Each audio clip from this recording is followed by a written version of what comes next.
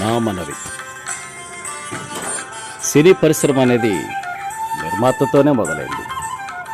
Griffith కానీ, ఫాల్కే కానీ, రఘుపతి వెంకయ్య కానీ, హెచ్ఎం రెడ్డి కానీ ఎవరైనా సినిమా తీయాలని ఆలోచన వచ్చినప్పుడు వాళ్లే పెట్టుబడి పెట్టి కెమెరా, ఫిల్ము కొని నిర్మాణం మెలకువలు నేర్చుకుని స్వయంగా దర్శకత్వం వహించి చిత్రాలను నిర్మించారు.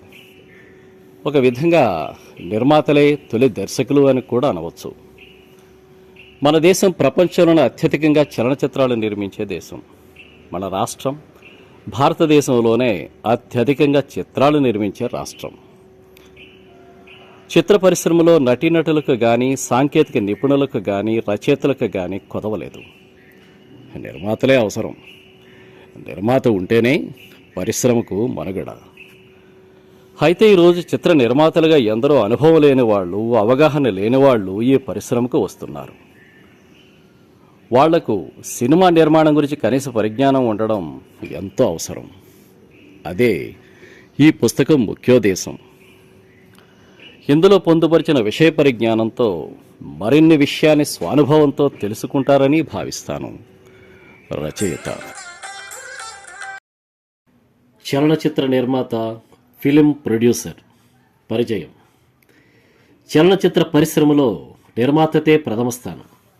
పరిశ్రమకు ప్రధాన పోషకుడు కూడా అతడే. సమాజంలో నటులు కావాలనుకునే వాళ్ళు చాలామంది ఉంటారు, కానీ నిర్మాతలు కావాలని అనుకునే వాళ్ళు మాత్రం కొద్దిమందే. ఎవరూ కూడా ఎంతో కొంత కళాభిమానం లేనిదే నిర్మాత కావాలని అనుకోరు. రఘుపతి వెంకయ్య నిర్మించిన భీష్మ ప్రతిజ్ఞ 1921లో మూకీ చిత్రంతో ప్రారంభమై, హెచ్ఎం రెడ్డి నిర్మించిన భక్త ప్రహ్లాద టాకీ చిత్రం నుంచి ఈనాటికి తెలుగు సినిమా అనేక మలుపులు తిరిగింది. సాంకేతికంగా ఎంతో అభివృద్ధి చెంది డిటిఎస్ లాంటి అనేక హంగులతో ముందుకు సాగుతోంది.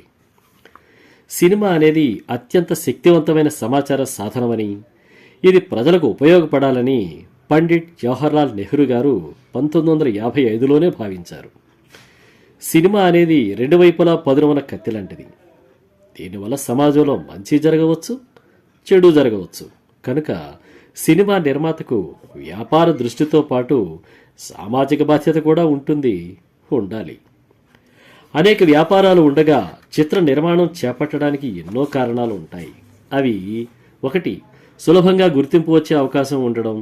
2. పేరుతో పాటు లాభాలు కూడా అధికంగా వచ్చే అవకాశం ఉండడం. 3. ఇది గ్లామర్ ఫీల్డ్ కావడం. 4. కళాతృష్ణ తీరుతుందని భావించడం. 5. ఈ కళారూపం ద్వారా సమాజంలో మార్పు వస్తుందని భావించడం. ఈ 5 ప్రధాన కారణాలు కాగా, నటీనటులతో పరిచయం, సాంకేతిక నిపుణులతో పరిచయం, రాజకీయ గుర్తింపు, ఆఫీసులో గుర్తింపు, ఇంట్లో గౌరవం లాంటి ఇతరేతర కారణాలు అనేకం ఉంటాయి.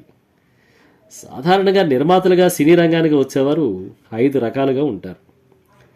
చిత్ర నిర్మాణం ఒక వ్యాపారంగా భావించి వచ్చేవారు, కళాభిమానంతో వచ్చేవారు, ప్రత్యేక ప్రయోజనాల కోసం చిత్రాలు నిర్మించేవారు, సులువుగా డబ్బు సంపాదించవచ్చు అని వచ్చేవారు, సినీ పరిశ్రమలోని ఇతర విభాగాల నుండి నిర్మాతలుగా మారేవారు.